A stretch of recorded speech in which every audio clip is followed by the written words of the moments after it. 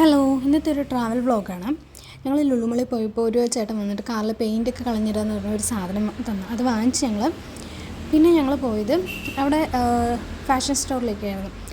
നല്ല വിലയായിരുന്നു, കത്തി വിലയായതുകൊണ്ട് നമ്മൾ അവിടെ നിന്നൊന്നും എടുത്തില്ല. കുറച്ച് സാധനങ്ങളൊക്കെ ഇങ്ങനെ നോക്കി എന്തായാലും വന്നതല്ലേ എന്ന് വിചാരിച്ചിട്ട് അവിടെയുള്ള കളക്ഷൻസൊക്കെ ഒന്ന് കാണാമെന്ന് വിചാരിച്ചൊന്ന് നടന്നതായിരുന്നു. പ്രത്യേകിച്ച് കാണാനോ വാങ്ങിക്കാനോ ഒന്നും തന്നെ അവിടെ ഉണ്ടായിരുന്നില്ല. പിന്നെ ഞങ്ങൾ പോയത് ഫുഡ് കോർട്ടിലേക്കായിരുന്നു. അവിടെ പോയി വെറുതെ ക്യാമറ എങ്ങനെയുണ്ട് ക്വാളിറ്റി എന്നൊക്കെ ലൈറ്റിൽ എങ്ങനെയുണ്ട് നോക്കിയായിരുന്നു. പിന്നെ ചിക്കിങ്ങിൽ പോയിട്ട് അവിടെ നിന്ന് ചിക്കൻ പോപ്കോൺ എന്ന് പറഞ്ഞ ഇതായിരുന്നു വാങ്ങിച്ചത്.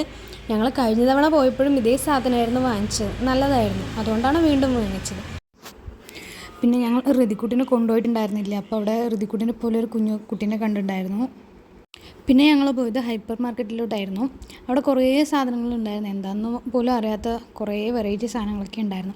ഇവിടെ നിന്ന് എന്തെങ്കിലും കഴിക്കാൻ വാങ്ങിച്ചിട്ട് മേലെ ഫുഡ് കോർട്ടിൽ പോയിരുന്ന് കഴിക്കാമെന്ന് പറഞ്ഞിട്ട് നോക്കിക്കൊണ്ട് നടക്കുമായിരുന്നു.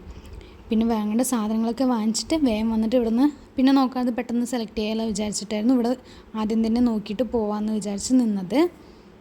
പിന്നെ അവിടെ വലിയ കുറേ വെറൈറ്റി ചീസസൊക്കെ അറേഞ്ച് ചെയ്ത് വെച്ചിട്ടുണ്ടായിരുന്നു.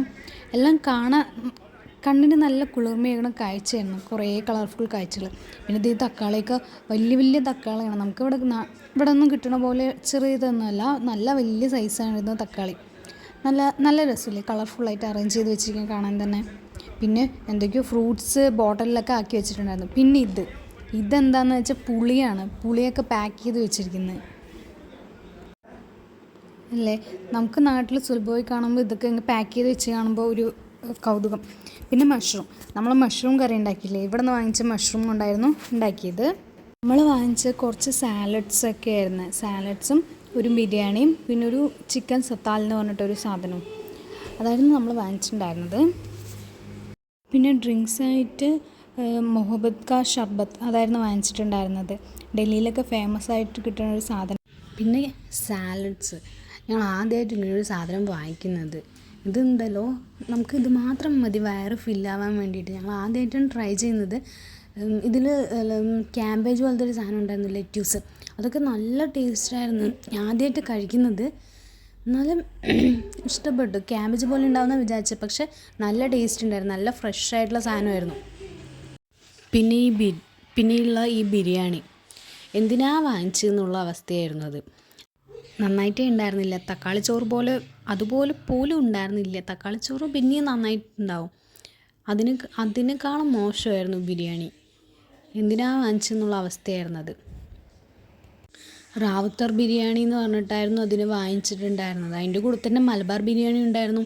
അതിൻ്റെ കളർ കണ്ടപ്പോൾ ഇഷ്ടപ്പെടാണ്ട് ഇതിൻ്റെ കളർ നല്ല കളർഫുള്ളാണല്ലോ എന്ന് പറഞ്ഞിട്ടാണ് ഇത് വാങ്ങിച്ചത്. നല്ല മോശമായിരുന്നു. പിന്നെ ഇത് നല്ലതായിരുന്നു കേട്ടോ, നല്ല ടേസ്റ്റ് ഉണ്ടായിരുന്നു, നല്ല തണുപ്പും ഉണ്ടായിരുന്നു, നല്ലതായിരുന്നു. നമ്മൾ വേറൊരു ഡ്രിങ്ക്സ് ആയിരുന്നു വാങ്ങിക്കാൻ വേണ്ടി നിന്നിട്ടുണ്ടായിരുന്നു. നമ്മൾ നോക്കി വെച്ചിട്ട് പോയി എല്ലാം കണ്ട് തിരിച്ച് വരുമ്പോഴത്തേക്ക് അത് സ്റ്റോക്ക് കഴിഞ്ഞിട്ടുണ്ടായിരുന്നു. പിന്നെ ഇത് കണ്ടപ്പോൾ എടുത്തിട്ട് വന്നതാണ്. പിന്നെ വാങ്ങിച്ചല്ലേ എന്നും പറഞ്ഞ് സങ്കടപ്പെട്ട് കഴിക്കുകയായിരുന്നത്. ഇന്നത്തെ വീഡിയോ എത്രയേ ഉള്ളൂ. Okay, by.